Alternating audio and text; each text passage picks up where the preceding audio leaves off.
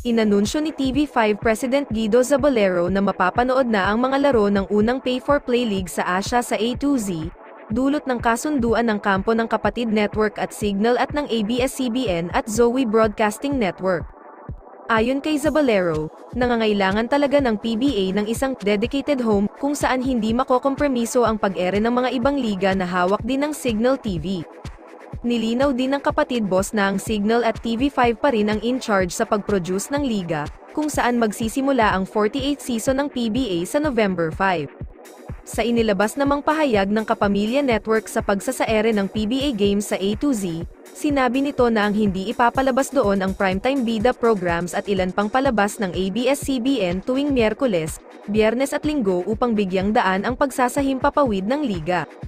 Mapapanood pa rin sa TV5 ang buong lineup ng primetime bida shows gaya ng FPJ Batang Quiapo, Can't Buy Me Love, Senior High at The World of a Married Couple, pati na ang Everybody Sing at I Can See Your Voice tuwing Linggo, na mapapanood pa rin sa A2Z via delayed telecast, pagkatapos ng PBA Games.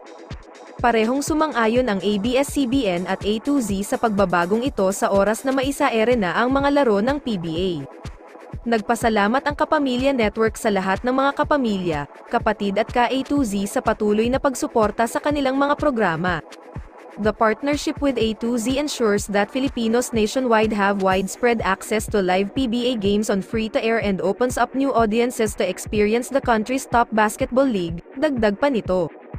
Paano na ang naunang joint venture partnership between Zoe and ABS-CBN Corporation through its block time agreement, magiging kaagapay ng TV5 para sa PBA live games ang ABS-CBN at Zoe Broadcasting Network sa pamamagitan ng A2Z, magpo-focus sa news and entertainment ang TV5 simula November 5. Tungkol naman sa mga palabas ng ABS-CBN na ipapalabas sa primetime block ng A2Z, ayon sa opisyal na account ng PBA sa X, may mga balita pa rin sa pagitan ng mga laro, na nagpapahiwatig na ang TV Patrol ay mananatili sa kasalukuyang slot nito sa A2Z.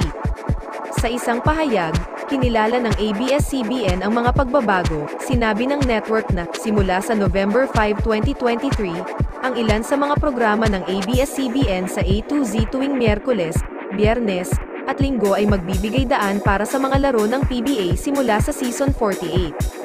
Pinayuhan din ng Kapamilya Network ang kanilang primetime bida free TV viewers na panoorin ang kanilang mga palabas na FPJ Batang Quiapo, Can't Buy Me Love, Senior High, at The World of a Married Couple, sa TV5, Linggo ng gabi. Ang mga game show na Everybody Sing at I Can See Your Voice ay maantala sa A2Z,